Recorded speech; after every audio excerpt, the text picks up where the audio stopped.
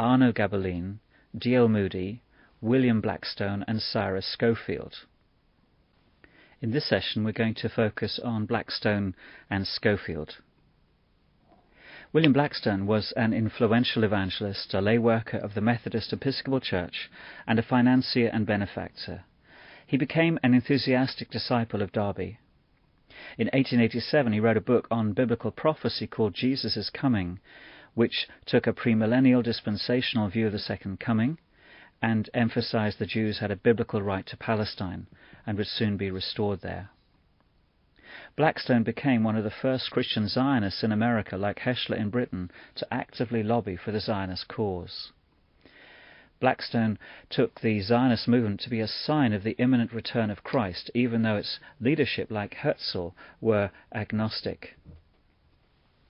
Jesus is Coming came to be the most widely read book on the return of Jesus, published in the first half of the 20th century.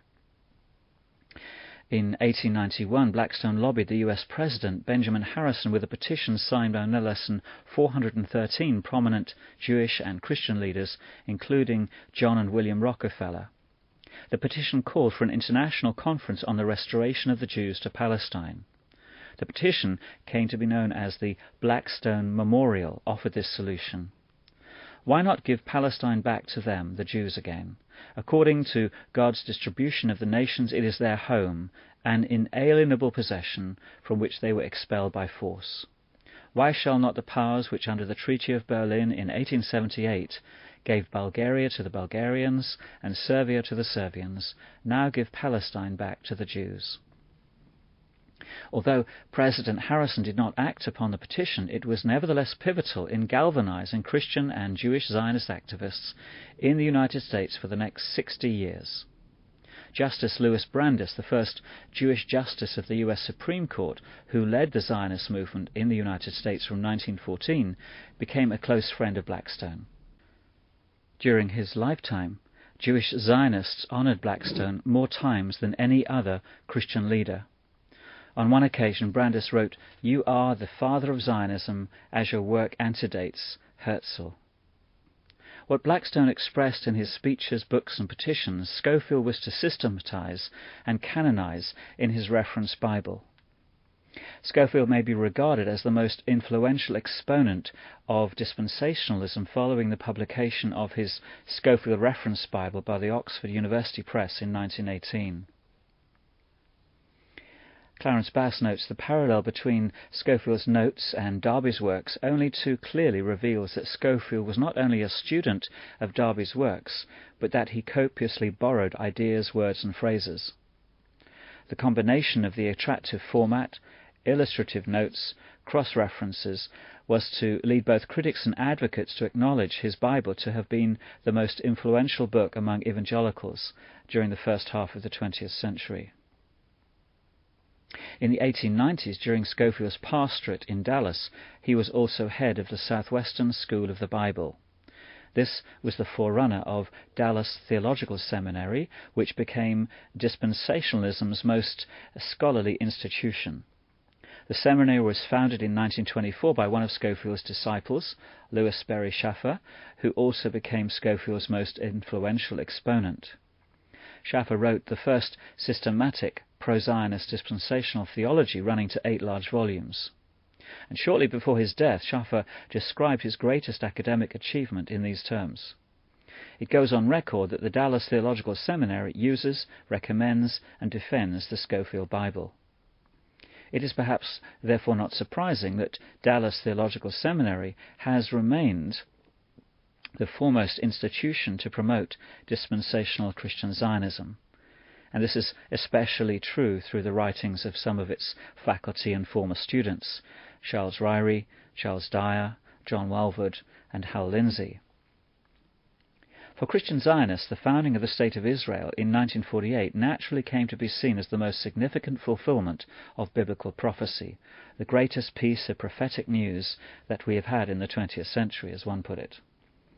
Following the War of '67, Billy Graham's father-in-law, Nelson Bell, who was then editor of Christianity Today, expressed the sentiments of many American evangelicals when, in an editorial for the magazine, he wrote, For the first time in more than 2,000 years, Jerusalem is now completely in the hands of the Jews. It gives a student of the Bible a thrill and a renewed sense in the accuracy and validity of the Bible.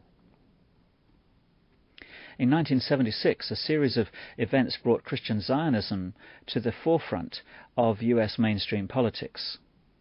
Jimmy Carter was elected as the born-again president, drawing the support of the evangelical right. In Israel, Menachem Begin and the right-wing Likud party came to power the following year. A tripartite coalition slowly emerged between the political right, evangelicals, and the Jewish lobby. In 1978, Jimmy Carter acknowledged how his own pro-Zionist beliefs are influencing his Middle East policy. However, when Carter vacillated over the aggressive Likud settlement program and proposed the creation of a Palestinian homeland, he alienated the pro-Israeli coalition of Jews and evangelicals who switched their support to Ronald Reagan in the 1980 elections. Reagan's victory gave a considerable boost to the Christian Zionist cause. Don Wagner observes, the election of Ronald Reagan ushered in not only the most pro-Israeli administration in history, but gave several Christian Zionists prominent political posts. These included Ed Meese, Caspar Weinberger, and James Watt.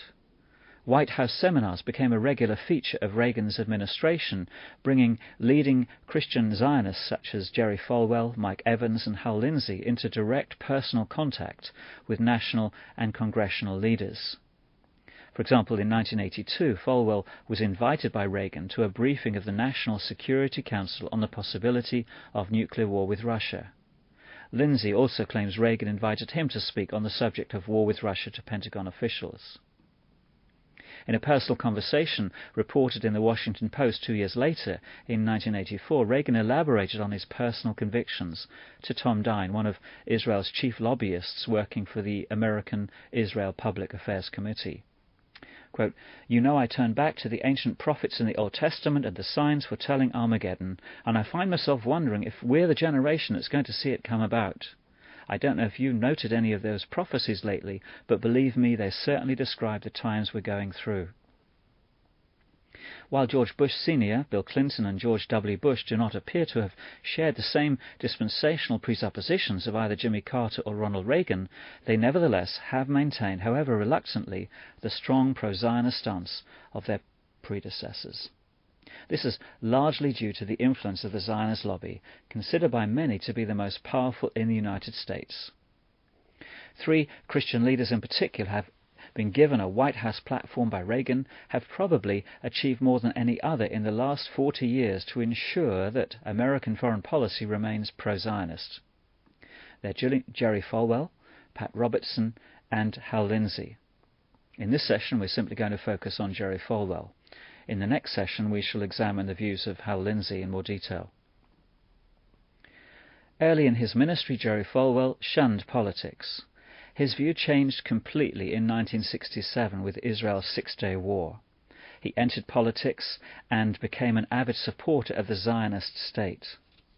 Grace Halsell describes Falwell's conversion.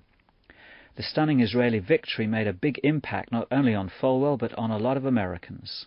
Remember that in 1967 the United States was mired in the Vietnam War. Many felt a sense of defeat, helplessness, and discouragement. Many Americans, including Falwell, turned worshipful glances toward Israel, whom they viewed as militarily strong and invincible. They gave their unstinting approval to the Israeli takeover of Arab lands. Macho Christians such as Falwell credited Israeli General Moshe Dayan with this victory over Arab forces and termed him the miracle man of the age. The Pentagon even invited him to visit Vietnam to tell us how to win the war. In 1979, the same year Falwell founded Moral Majority, the Israeli government gave Falwell a Learjet to assist him in his advocacy of Israel. And a year later, in 1980, Falwell became the first Gentile to be awarded the Vladimir Zeev Jabotinsky Model for Zionist Excellence by the Israeli Prime Minister Menachem Begin. Jabotinsky had been the founder of revisionist Zionism and held that Jews had a divine right to occupy and settle on both sides of the River Jordan and were not accountable to international law. When Israel bombed Iraq's nuclear plant in 1981, Begin phoned Falwell before he phoned Reagan. And he asked Falwell to explain to the Christian public the reasons for the bombing.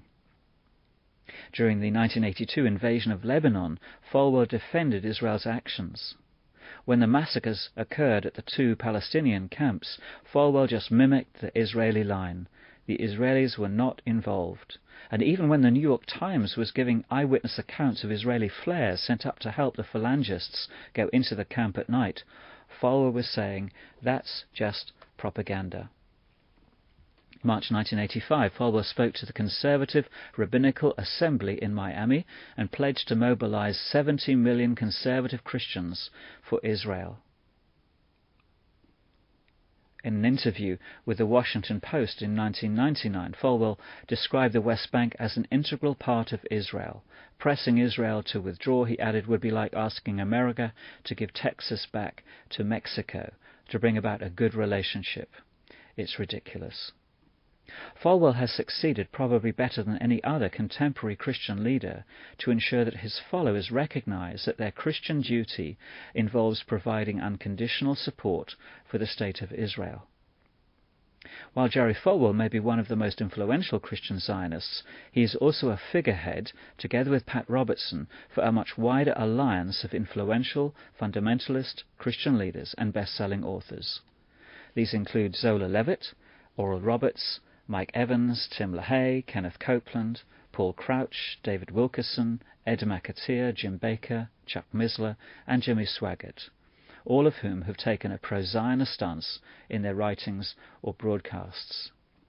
These Christian leaders and their organizations claim weekly access to over 100 million American Christians, more than 100,000 pastors, and 100 TV stations.